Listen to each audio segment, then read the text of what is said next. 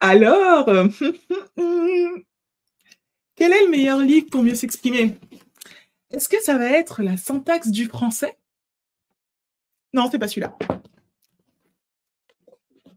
Les techniques de style? Non plus. Il est bien pourtant, un vocabulaire, syntaxe, rythme, waouh! Peut-être qu'on a un gagnant avec l'éloquence, l'écriture de discours? Éric Bas? Non, c'est pas celui-là. Profession écrivain de Jack London, celui qui a écrit, L'appel de la forêt, Cro-Blanc. Non, non plus. La vérité, que personne ne te dira. Parce que les gens préfèrent attirer plein de gens sur leur contenu et donner des réponses superficielles. Mais moi, je suis pas là pour ça. La vérité que personne ne te dira, c'est que le meilleur livre pour mieux t'exprimer, tu ne le trouveras dans aucune bibliothèque, dans aucune librairie, ni même sur internet. Parce que le meilleur livre pour t'exprimer, il est à l'intérieur de toi. Et ce livre, roulement de tambour, c'est ton cerveau. Et oui, c'est la vérité que personne ne te dira. Personne ne te dira cela parce que il y a 3 raisons que tu dois comprendre et qui vont faire de ton cerveau le meilleur livre que tu puisses au quotidien t'exprimer avec aisance, avec clarté, précision et fluidité. Si aujourd'hui tu cherches beaucoup tes mots, que tes idées sont confuses, que tu as du mal à te faire comprendre au quotidien, et que ça crée un manque de confiance en toi, parfois peut-être de la honte, de la gêne et que tu n'arrives pas à prendre ta place dans la société. Et c'est le rôle de l'école d'expression que de t'accompagner sur ce chemin pour mieux t'exprimer avec aisance. Et si tu veux déjà commencer, il y a la masterclass gratuite qui t'enseignera la technique secrète. C'est juste en dessous de la vidéo dans la description. C'est vraiment très important ce que je vais te dire et c'est la première fois que je le dis de façon aussi cash sur cette chaîne. Et la première leçon que tu dois apprendre, parce que j'ai tenté de partager 3. La première que tu dois apprendre, c'est que ton cerveau aujourd'hui, il n'est pas assez musclé. Si tu penses, hein, qu'il y a un livre miracle pour mieux t'exprimer, ça veut dire qu'il n'est pas assez musclé, il n'est pas assez autonome pour pouvoir utiliser les nouvelles connaissances que tu veux lui apporter.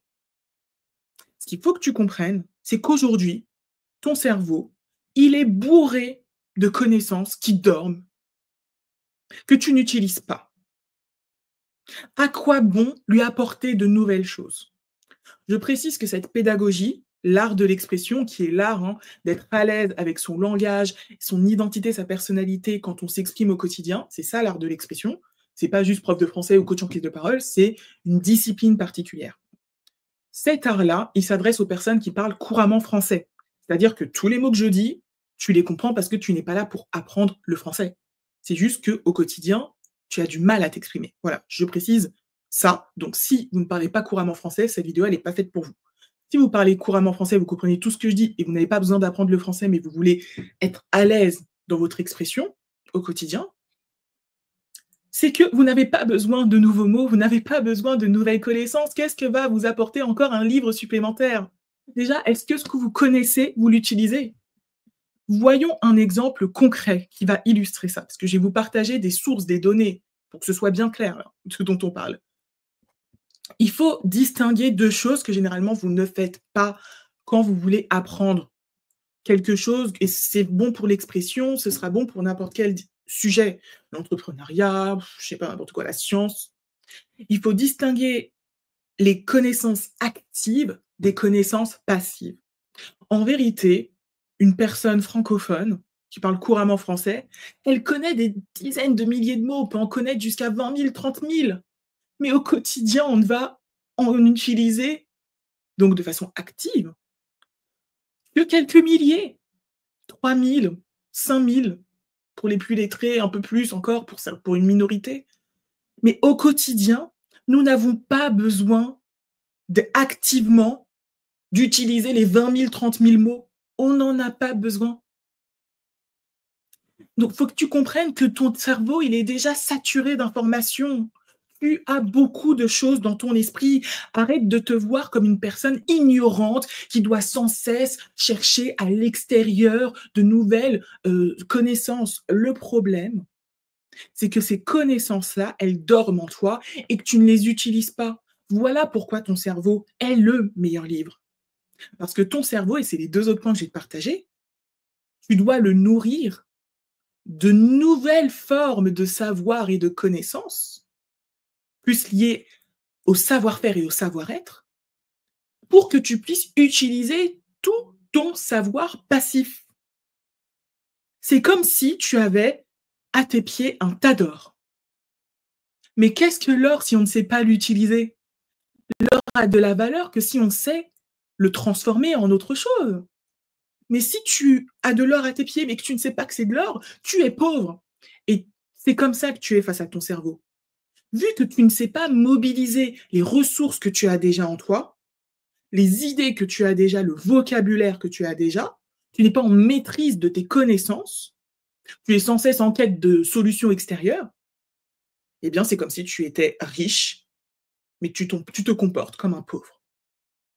Donc, je vois à chaque fois quand vous me demandez quel est ce fameux livre, je vois que j'ai face à moi une personne qui pense qu'elle est pauvre intellectuellement, qui pense qu'elle n'a pas assez, et ça va vous ralentir parce que vous ne comprenez pas que, avant de vouloir rajouter des connaissances passives, vous devez savoir activer votre savoir.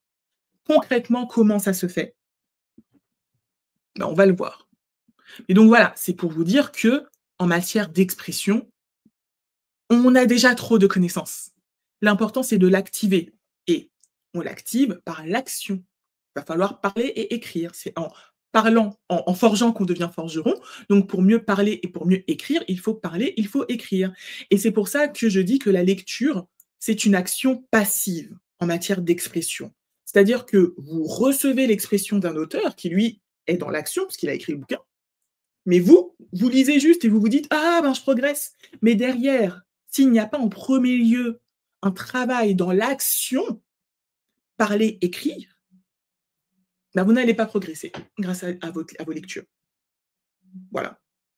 C'est important de comprendre, et je vais en venir après à ce concept qui est fondamental, l'impuissance apprise. C'est important de comprendre que là, ce que je suis en train de faire, c'est un peu révolutionnaire. C'est-à-dire que quand tu as envie de lire parce que tu veux apprendre, c'est un réflexe normal, c'est un réflexe qu'on t'a appris.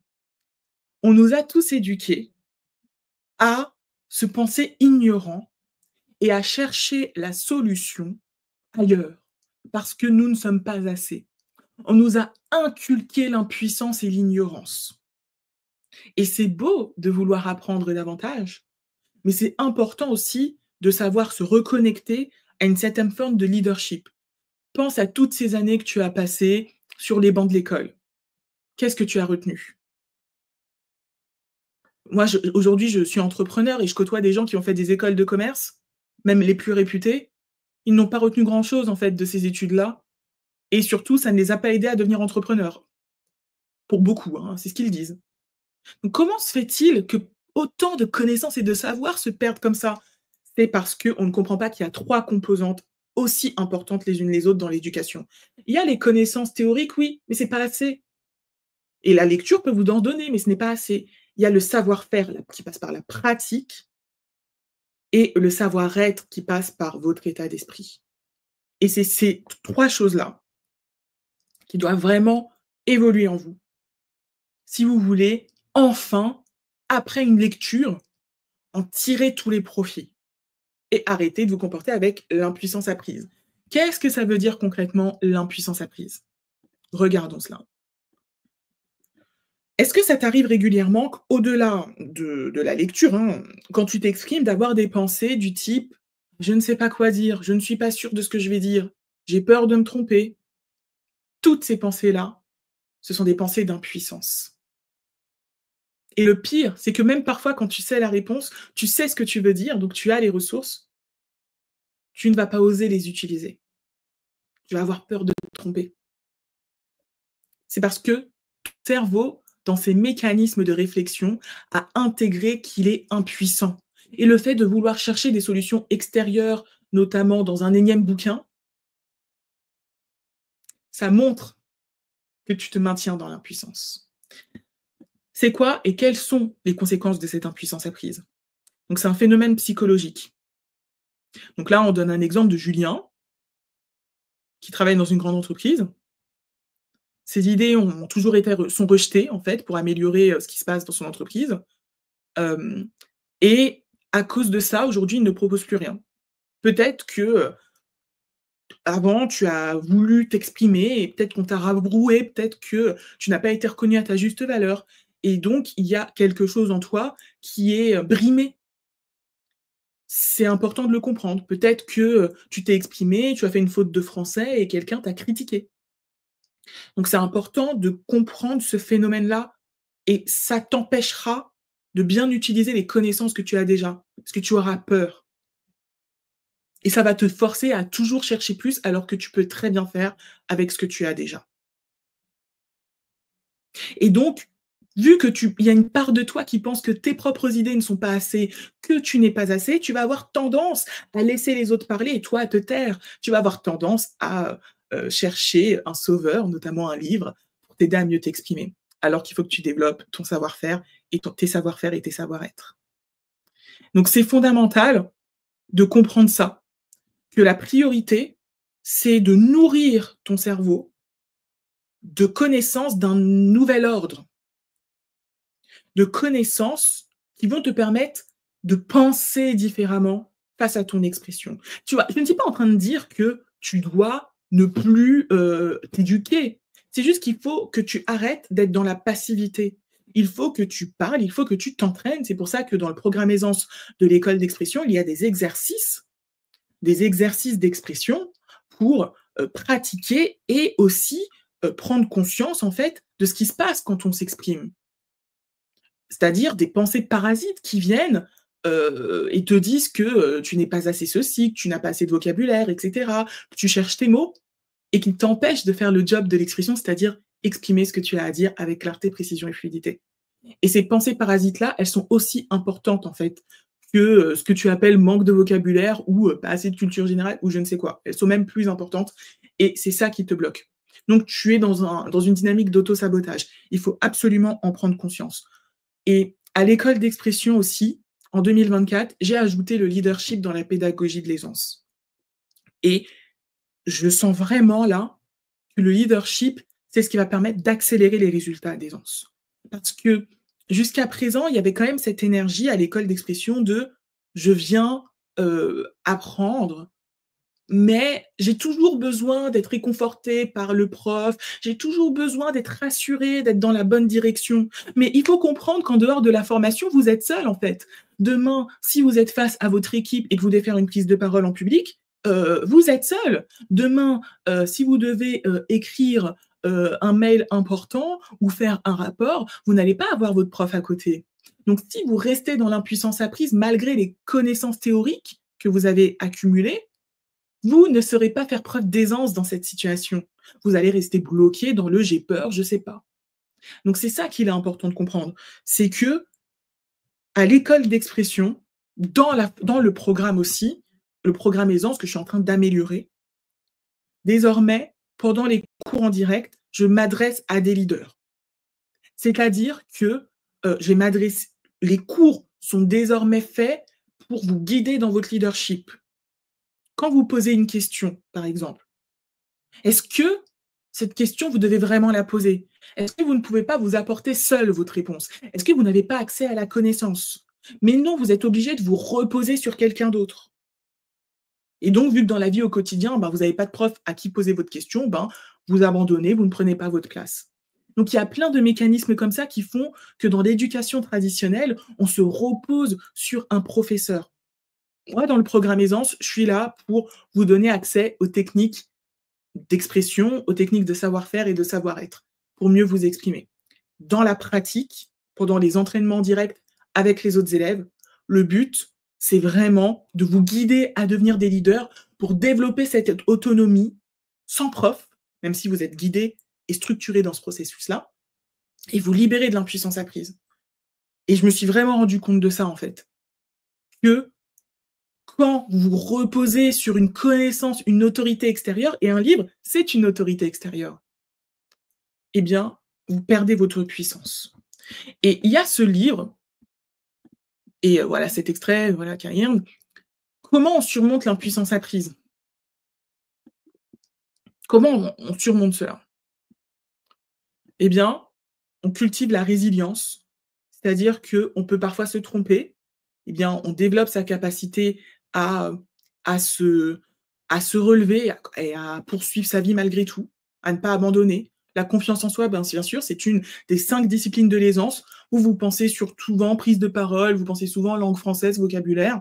Il y a aussi la confiance en soi et l'aisance et cette vidéo-là, c'est vraiment pour développer la confiance et le leadership. C'est une thématique fondamentale de l'aisance. Ça ne va pas suffire de savoir structurer vos idées et d'avoir une belle langue et un vocabulaire riche. Si vous avez tout le temps des pensées d'impuissance apprise, vous ne verrez même pas que vous avez déjà de la richesse. Vous ne le verrez pas. Il faut savoir s'adapter au changement aussi. Voilà. Donc ça, c'est vraiment des éléments importants. D'arrêter de se dévaloriser et de valoriser les idées que vous avez, de valoriser déjà le vocabulaire que vous avez. Vous voyez, c'est vraiment ce que j'ai dit tout à l'heure sur le tas d'or.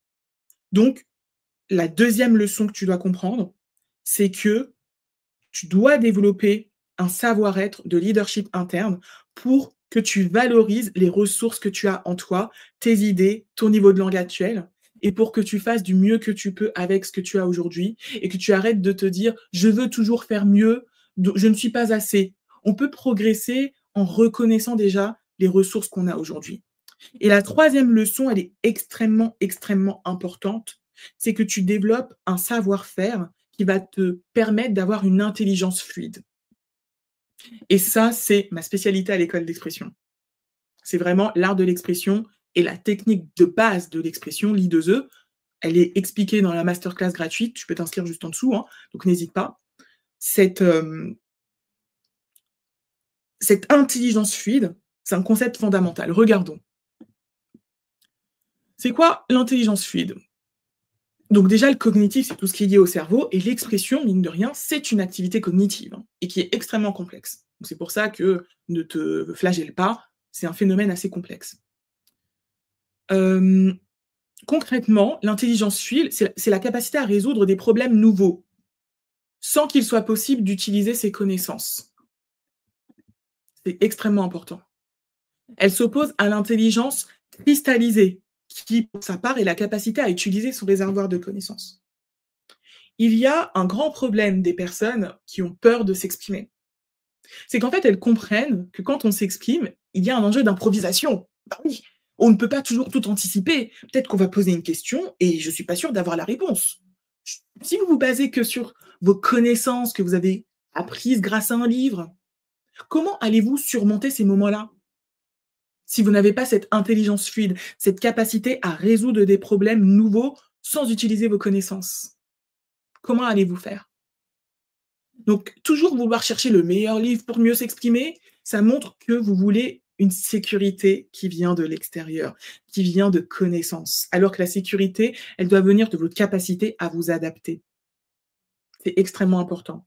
C'est pour ça qu'à l'école d'expression, lors du stage intensif du programme Aisance, il y a une classe d'improvisation. C'est pour ça qu'on a beaucoup d'exercices qui impliquent notamment de répondre à des questions d'opinion en improvisant. Et comment, en matière d'expression, on peut développer cette intelligence fluide?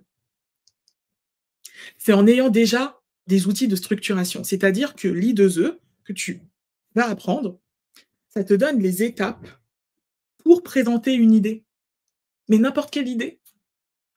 Donc je suis pas en train de te dire: «Vas-y, va dans le bain, saute» et je te donne pas de béquilles. Tu dois apprendre des outils qui vont te permettre de t'adapter. Et comme ça, si on te pose une question, tu as déjà les structures pour répondre. Tu vois bien que ce sera beaucoup plus simple qu'on te pose une question, là, aujourd'hui, je commence par où, je sais pas quoi. Et en plus, si tu as le savoir-être, du leadership interne, et que tu t'es libéré de l'impuissance apprise, des pensées de je sais pas, je suis pas sûr, j'ai peur, tu verras que ce sera beaucoup plus simple de mieux t'exprimer. Donc, pour développer ton intelligence fluide en matière d'expression, tu dois connaître et apprendre des structures de tes idées, de la structuration intellectuelle. L'I2E pour bien défendre une idée avec efficacité. Il y a aussi des types de plans. Quand tu dois parler pendant 2, 5, 10 minutes, 1 heure, il y a des types de plans en fait pour structurer ta pensée. plutôt que d'enchaîner les phrases comme ça, sans queue ni tête. Et ces types de plans aussi, on les enseigne dans le programme Aisance. Donc, c'est ça qui va te donner de la structuration intellectuelle pour, quelle que soit la situation, savoir structurer tes idées. Et ça va te donner de la fluidité. Tu vois? Bon là, après, ils parlent de certaines nuances, là, ils exagèrent un peu. Mais cette intelligence et la fluidité, hein, ça fait partie des 3 compétences de l'aisance. La clarté pour se faire comprendre, la précision pour, exprimer ses idées avec un vocabulaire juste et la fluidité pour s'exprimer avec cohérence, avec assurance et ne plus toi te perdre, ni perdre les gens quand tu t'exprimes.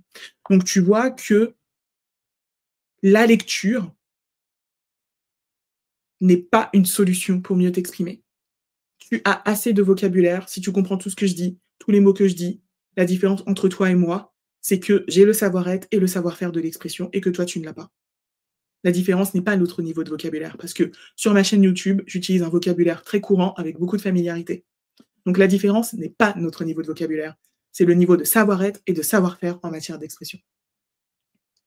Aucun livre ne pourra t'apprendre ça. En revanche, tu peux nourrir ton cerveau, qui est ta meilleure bibliothèque, pour mieux t'exprimer, de ses savoir-faire et de savoir-être. Comme ça, quand tu vas te nourrir ensuite de nouvelles ressources, via des livres, apprendre de nouveaux mots, tu sauras les valoriser. Parce qu'aujourd'hui, si tu penses que la solution est à l'extérieur de toi, c'est probablement que tu ne sais pas valoriser ces connaissances.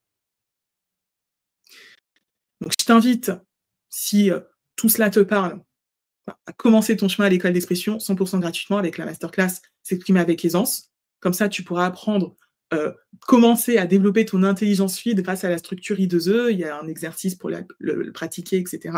Donc, c'est juste en dessous de cette vidéo dans la barre de description. Et je te dis à la prochaine vidéo. Et n'hésite pas aussi à regarder la vidéo que j'ai postée cette semaine sur le vocabulaire. Je vais la mettre dans le i, je sais pas où, là. Voilà, je vais la mettre dans le i pour info sur la vidéo en haut. N'hésite pas à cliquer. Allez, à bientôt. Ciao.